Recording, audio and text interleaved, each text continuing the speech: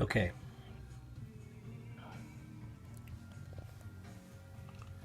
Here's the deal. I used Plastidip on these a couple of months ago.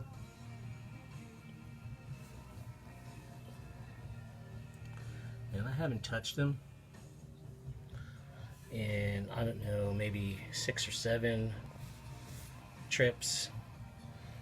The outsides look pretty clean. The inside, you can kind of see a little, let's see, a little on the bottom, but here, look. There's nothing. There's nothing.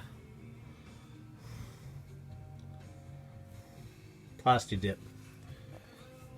It works.